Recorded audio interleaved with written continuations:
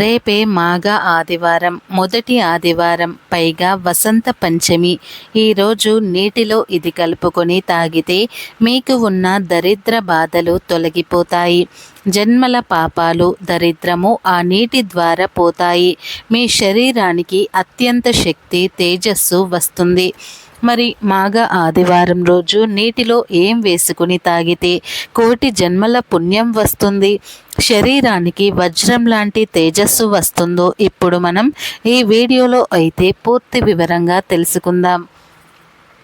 Friends, first అయితే ఈ వీడియోకి ఒక లైక్ కొట్టండి. అలాగే మా ఛానల్ని కూడా సబ్స్క్రైబ్ చేసుకుని మాకు సపోర్ట్ చేయండి.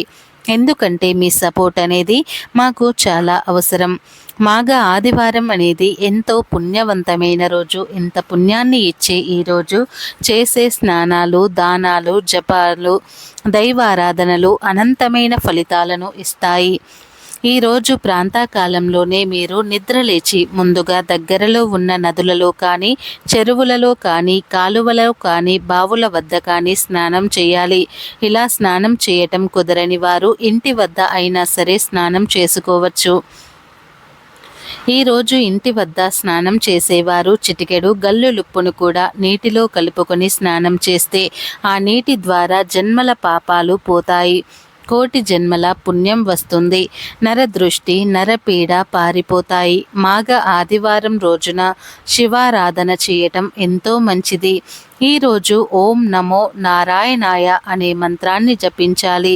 అలాగే ఓం నమఃశివాయ అని పంచాక్షరి మంత్రాన్ని జపించడం, అలాగే ఆదిత్య హృదయం వినటం లేదా పఠించడం చేస్తే చాలా మంచిది. ఈరోజు సాయంత్రం మీ ఇంట్లో శివ పార్వతుల ఫోటో ముందు గ్లాసులో నీటిని తీసుకొని ఉంచి దానిలో కొద్దిగా కుంకుమ పువ్వును వేయాలి. ఆ తరువాత ఒక ప్రమిదను తీసుకొని ఆ ప్రమిదలో వత్తులు విడివిడిగా వేసి నువ్వుల నూనె పోసి దీపారాధన చేసి పూజించుకోవాలి. ఆ తర్వాత కుంకుమ పువ్వు కలిపిన నీటిని త్రాగితే మనసులోని కోరిక తప్పకుండా నెరవేరుతుంది. ఈరోజు కుంకుమ పువ్వు కలిపిన నీటిని త్రాగటం వలన శరీరానికి కొత్త ఉత్తేజము, నూతన ఉల్లాసము వస్తాయి. మనో సంబంధమైన వ్యాధులన్నీ కూడా పోతాయి. కనుక మాఘ ఆదివారం రోజున మీరు ఏ సమయంలో నీరు త్రాగినా ఆ నీటిలో కొద్దిగా కుంకుమ పువ్వు వేసుకొని త్రాగండి. మీకు సూర్యశక్తి లభిస్తుంది. ఇక ఈరోజు తలకు నూనెను పెట్టుకోకూడదు. ఈరోజు నీలి వస్త్రాలు ధరించకుండా ఉండాలి. అలాగే వెల్లుల్లి, మాంసాహారము, ముల్లంగి, కూర వంటి ఆహారాలు తీసుకోకూడదు. మధ్యాహ్నం మాత్రమే భోజనం చేసి రాత్రి పలహారం తినాలి. ఈరోజు సాత్వికమైనటువంటి ఆహారం మాత్రమే తినాలి. బ్రహ్మచర్య వ్రతాన్ని పాటించాలి. పాశ్చాత్య సంస్కృతి వలన చాలామంది ఆదివారం రోజు మాంసం తింటున్నారు. కానీ మాఘ ఆదివారం నాడు అలా చేయవద్దు. అది మహాపాపం. ఆదివారాన్ని ఎంతో పవిత్రంగా భావించి మద్యము, మాంసము జోలికి పోకుండా ప్రత్యక్ష దైవమైనటువంటి సూర్య భగవానుణ్ణి ఈరోజు ఆరాధించాలి.